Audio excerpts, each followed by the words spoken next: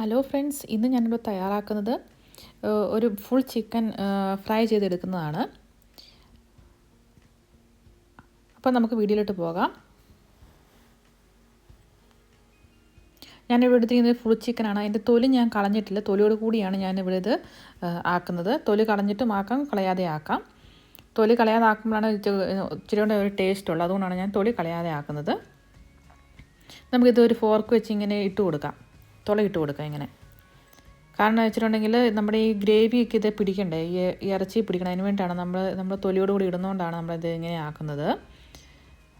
ഇനി നമുക്ക് ഒരു പാത്രം എടുക്കാം.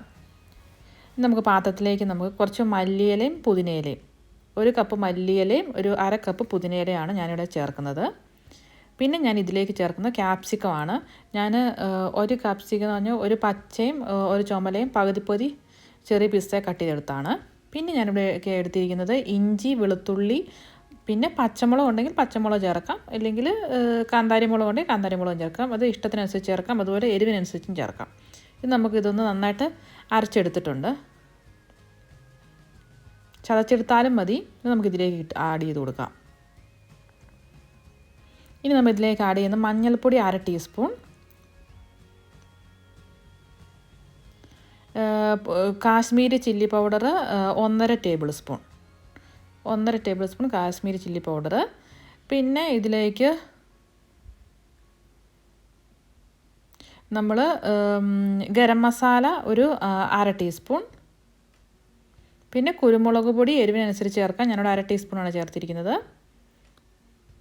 പിന്നെ ചെറിയ ജീരകം കൊണ്ട് ചെറിയ ജീരകം 1/2 ടീസ്പൂൺ, അല്ലെങ്കിൽ ചെറിയ ജീരകത്തിൻ്റെ പൊടിയാണെങ്കിൽ 1/2 ടീസ്പൂൺ ഇട്ട് കൊടുക്കാം. പിന്നെ നമുക്ക് ആവശ്യത്തിന് ഉപ്പിട്ട് കൊടുക്കാം. ഇനി അതിലേക്ക് ചേർക്കുന്നത് വിനാഗിരിയാണ്. വിനാഗിരി വേണ്ടാത്തവർക്ക് നാരങ്ങനീരാണെങ്കിലും ഇതിനകത്ത് ചേർത്ത് കൊടുക്കാവുന്നതാണ്. നമുക്ക് കൈ വെച്ച് നന്നായിട്ടൊന്ന് മിക്സ് ചെയ്തെടുക്കണം. ഇപ്പോൾ ഇതിലേക്ക് നമ്മുടെ എന്താ പറയണ്ടേ, ചിക്കൻ മസാലപ്പൊടി ഉണ്ടെങ്കിൽ അതും കൂടി ഇച്ചിരി ചേർത്ത് കൊടുക്കാവുന്നതാണ്. ഇനി നമുക്കിതിലേക്ക് നമ്മൾ ഈ ചിക്കൻ ഇട്ട് കൊടുത്തിട്ട് നമുക്ക് ചിക്കൻ നമുക്ക് നന്നായിട്ടൊന്ന് തേച്ച് പിടിപ്പിക്കുക. ഗ്രേവി നന്നായിട്ട് തേച്ച് പിടിപ്പിക്കണം.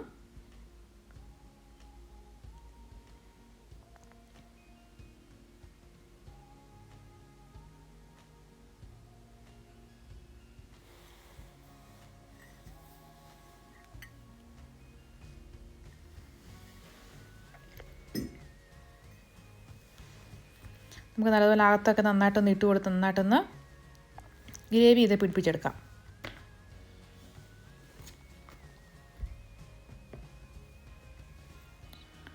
ഇനി ഞാനിത് റെസ്റ്റ് ചെയ്യാൻ വെക്കുന്നുണ്ട്. ഞാനിവിടെ റെസ്റ്റ് ചെയ്യാൻ വെക്കുന്നത് 2.5-3 മണിക്കൂറാണ് ഞാൻ റെസ്റ്റ് ചെയ്യാൻ വെക്കുന്നുള്ളൂ. നമ്മൾ എത്രയും കൂടെ റെസ്റ്റ് ചെയ്യാൻ വെക്കാം അത്രയും നല്ലതാണ്. ഒരു 4-5 മണിക്കൂറൊക്കെ റെസ്റ്റ് ചെയ്യാൻ വെക്കുന്നത് ഒത്തിരി നല്ലതാണ്. ഞാനിവിടെ ഫ്രിഡ്ജിൽ റെസ്റ്റ് ചെയ്യാൻ വെച്ചിട്ടുണ്ട്. ഇനി നമുക്ക് ഏകദേശം ഒരു 4 മണിക്കൂർ കഴിഞ്ഞിട്ടുണ്ട്. ഇനി നമുക്കിതെടുത്ത് അടുപ്പത്ത് വെച്ച് നമുക്ക് വേവിക്കാൻ വയ്ക്കാം. അപ്പോൾ ഇതിൻ്റെ നമ്മുടെ ഈ പാത്രത്തിൻ്റെ അടപ്പിൻ്റെ തുളയുള്ള നമുക്ക് അടച്ചു കൊടുക്കാം, അല്ലെങ്കിൽ പിന്നെ നമ്മുടെ ആവി പുറത്തോട്ട് പോകും. കാരണം ഇത് നമ്മൾ അധികം വെള്ളം ചേർക്കുന്നില്ല ഇതിൻ്റെ അകത്ത്. ആ ചിക്കനിലുള്ള വെള്ളം വേണം ഇതിനകത്ത് ആയിട്ട് ഈ ചിക്കൻ വെന്തെടുക്കാൻ വേണ്ടി. അതുകൊണ്ടാണ് നമ്മളത് അടച്ചു കൊടുക്കുന്നത്. നമുക്ക് തുറന്ന് നോക്കാം. ചെറുതായിട്ട് വെള്ളം ഇറങ്ങുന്നുണ്ട് ചിക്കൻ്റെ.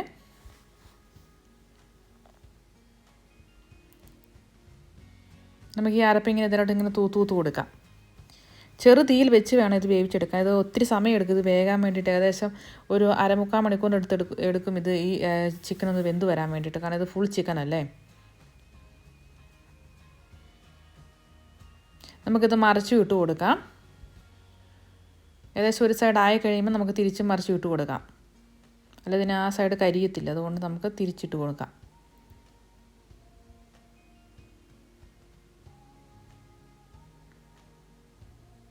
എന്നിട്ട് നമുക്ക് ഈ ഗ്രേവി നമുക്കിതിൻ്റെ മുകളിലേക്കൂടെ ഇങ്ങനെ പരട്ടി കൊടുക്കാം. ഇപ്പം നമ്മൾ ഇതിനകത്ത് എണ്ണയൊന്നും ചേർക്കുന്നില്ല. ഇത് എണ്ണ ചേർക്കാതെ ആക്കിയെടുക്കാം. എണ്ണ ഉപയോഗിക്കാൻ പാടില്ലാത്തവർക്ക് എണ്ണ ചേർക്കാതെ ആക്കിയെടുക്കാവുന്നതാണ്. ഞാൻ ഇനി ഇതിലേക്ക് കുറച്ച് എണ്ണ ചേർത്ത് കൊടുക്കുന്നുണ്ട്.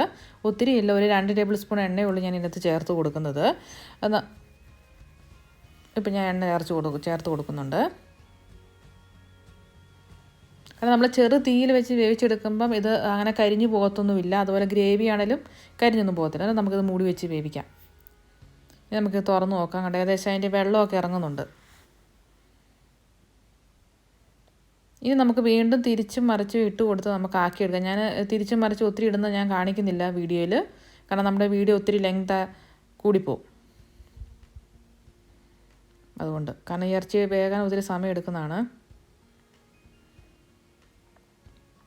നമ്മൾ ഓരോ പ്രാവശ്യം മറിച്ചിടുമ്പോൾ നമ്മൾ ഈ ഗ്രേവി ഇതേ പരട്ടി ഇങ്ങനെ കൊടുക്കുക. അപ്പം നമ്മുടെ ഈ ചിക്കനിലേക്ക് ഗ്രേവി എല്ലാം നന്നായിട്ട് പിടിച്ചോളും.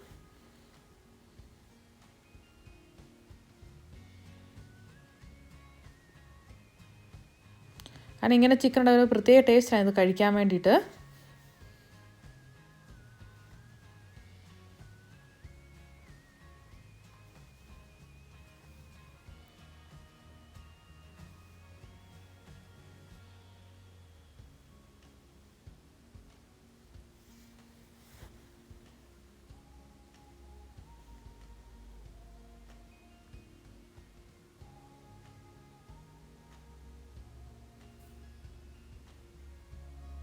ഞാൻ ഇടയ്ക്ക് തിരിച്ചും മറിച്ചിട്ടൊന്നും കാണിച്ചിട്ടില്ല. കാരണം ഇപ്പോൾ നമ്മുടെ ഗ്രേവിയൊക്കെ നന്നായിട്ട് വെന്തിട്ടുണ്ട്.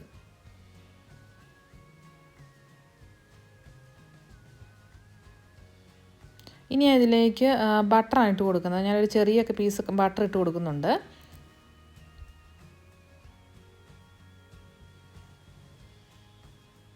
പിന്നെ ഇതിനകത്ത് ഒരു ചിക്കൻ സ്റ്റോക്കിൻ്റെ ഒരു ചെറിയ പീസും ഇട്ട് കൊടുക്കുന്നത് നല്ലതാണ്. അപ്പോൾ നമ്മൾ അത് ഇട്ട് കൊടുക്കുമ്പോൾ നമ്മൾ ഉപ്പിൻ്റെ കാര്യം ശ്രദ്ധിക്കണം. പക്ഷെ ഞാനത് ഇട്ടിട്ടില്ല. അത് ഇടുവാണെങ്കിൽ ഒന്നും കൂടി ഒരു നല്ലൊരു ഫ്ലേവറാണ് ഈ ചിക്കൻ റെസിപ്പിക്ക്.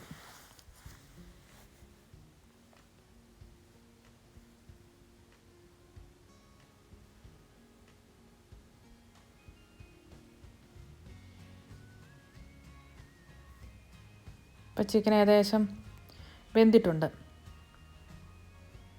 ഇനി ഞാൻ ഇതിലേക്ക് ഒഴിച്ചു കൊടുക്കുന്നത്, ഒഴിച്ചു കൊടുക്കുന്നത് വെച്ചാൽ നമ്മുടെ കശുവണ്ടി പരിപ്പില്ലേ, കശുവണ്ടി പരിപ്പ് ഒരു 10-12 കശുവണ്ടിയുടെ അല്ലി എടുത്തിട്ടുണ്ട്. അത് ഞാൻ നന്നായിട്ട് അരച്ചെടുത്തതാണിത്.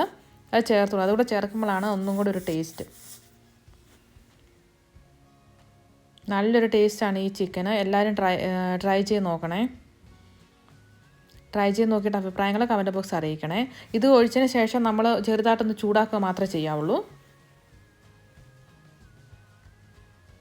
അപ്പോൾ എൻ്റെ വീഡിയോ എല്ലാവർക്കും ഇഷ്ടമായെന്ന് വിചാരിക്കുന്നു. വീണ്ടും പുതിയ റെസിപ്പിയുമായിട്ട് പുതിയ വീഡിയോയിൽ കാണാം. Thank you.